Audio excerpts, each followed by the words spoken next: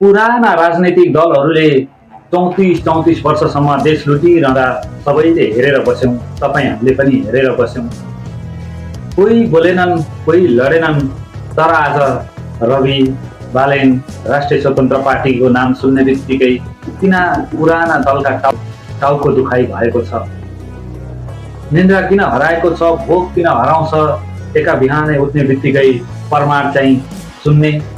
कहिले भन्छन् अनुभव छैन, कहिले भन्छन् विदेशी एजेन्ट, तर म भन्छु 34 वर्षसम्म अनुभव भएकाहरूले देशलाई कुन स्वर्ग बनाएर, कि भ्रष्टाचारको अनुभवमा मात्रै अनुभव हो, कि नदी नाला बेच्ने अनुभवलाई अनुभव भनिन्छ। आज नयाँको उदय यो सन्दर्भ रविलाई गाली गर्दैमा के हुन्छ? पुराना दलहरूले रवि बालेन राष्ट्रिय स्वतन्त्र पार्टीलाई गाली गर्दैमा के हुन्छ ल भन्नुहोस् त। फुटपाथ हटायो भन्छन्, रुवावासी गर्छन्, सुकुम्बासी उठायो भनेर आरोप लगाइन्छ, तर त्यही फुटपाथमा सेटिङको व्यापार गर्ने ठुल्ठुला व्यापारीहरू, पार्टीका एजेन्टहरू किन कोही बोल्दैनन्? किनकि अफवाह फैलाउन सजिलो छ, पैसा लाग्दैन, तर काम गरेर देखाउन पसिना बगाउनुपर्छ। बालेनले 4 वर्षमा मेयरको काम गर्दा काठमाडौँलाई काम गरेर झिलिमिली काठमाडौँ बनाए, त्यो सम्झिनु पर्दैन?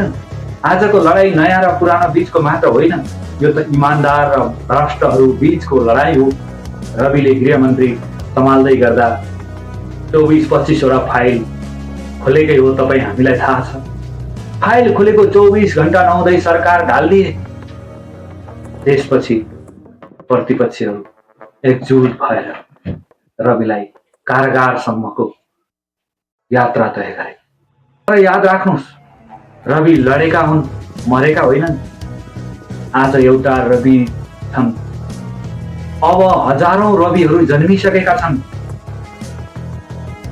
बालेनले सिंहदरबारको फोहोर नउठाउँदा कसको मुटु हल्लिएको थियो, संसद कसरी हल्लिएको थियो, जनता अब त्यति लाटा छैनन् कि? तपाईँले एउटा 20 सेकेन्डको क्लिप बनाएको रिल्सले जनता झुक्किनेवाला छन्, कदापि झुक्किनेवाला छैनन्। अब बुझ्नुभयो नि? उनीहरूको मत बदलियोस्। अब जनता काम हेर्छन्। यदि आरोप छ भने प्रमाण लिएर आउनुहोस्, अफवाह होइन। यदि क्षमता छ भने उनीहरूभन्दा राम्रो काम गरेर देखाउनुहोस् र संसदमा जानुहोस्। तर उनीहरूभन्दा राम्रो काम गर्न सक्नुहुन्न भने उनीहरूका खुट्टा पनि नतान्नुहोस्। खुट्टा तानेर होइन, नयाँले गल्ती गर्यो भने जनताले 5 वर्ष पछाडि फेरि दण्ड दिनेछन्। नयाँलाई गल्ती गर्ने छुट पनि छैन। जनताले नयाँलाई अवसर दिन खोजेका छन्। देशलाई बेच्ने, नदीनाला बेच्नेहरूलाई यतिखेर जनताले चिन्नुपर्छ। सरकारी जग्गा जमिन बेच्नेहरूले नयाँलाई नैतिकता सिकाउने अधिकार कदापि सुहाउँदैन। कसले दियो तपाईँहरूलाई नैतिकता सिकाउने अधिकार? तपाईँ भ्रमको खेतीमा विश्वास गर्नुहुन्छ कि आफ्नो आँखाले काम गर्दै गरेको कामलाई विश्वास गर्नुहुन्छ? यो भिडियो उनीहरूसम्म पुर्याइदिनु होला। अझै पनि जो भ्रममा बाँचिरहेका छन् र भ्रमी भ्रम खोजिरहेका छन् पुराना दलहरूले सोझा साझा जनतालाई। यो सुशासन, समृद्धि र नीलो क्रान्तिबाट सुरु भएको राष्ट्रिय स्वतन्त्र पार्टीको उदय हो। अन्तिममा मेरो आग्रह, भोट हाल्दा आफ्नो विवेक प्रयोग गर्नुहोला। तपाईहरुलाई भन्नु त मेरो केही पनि छैन। जति भने मैले यो भिडियोमा भनेको छु। प्रिय दाजुभाइ दिदीबहिनीहरू, आमा बुवाहरू, आफ्ना इष्टमित्र साथीभाइहरू, आउँदै गरेको फागुन 21 को निर्वाचनमा आफ्नो विवेक प्रयोग गर्नुहोला। भन्न त मैले पनि तपाईलाई राष्ट्रिय स्वतन्त्र पार्टी घण्टी चुनाव चिन्हमै भोट हाल्नुस् है भनेर भनेको छु। तर तपाईकै विवेक प्रयोग गर्ने हो। देश अब जिताउने, देशलाई जिताउने कि देशलाई हराउने जिम्मा तपाईको हातमा छ।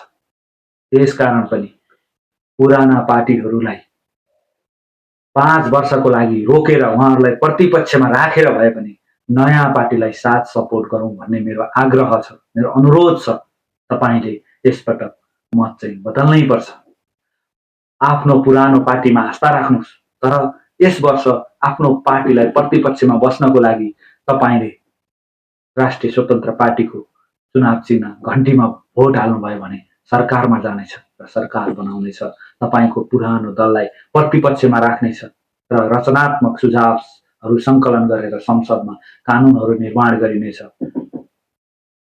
आजको यो भिडियोबाट म छुटिन्छु। नमस्कार। महेन्द्र प्रसाद चापागाई।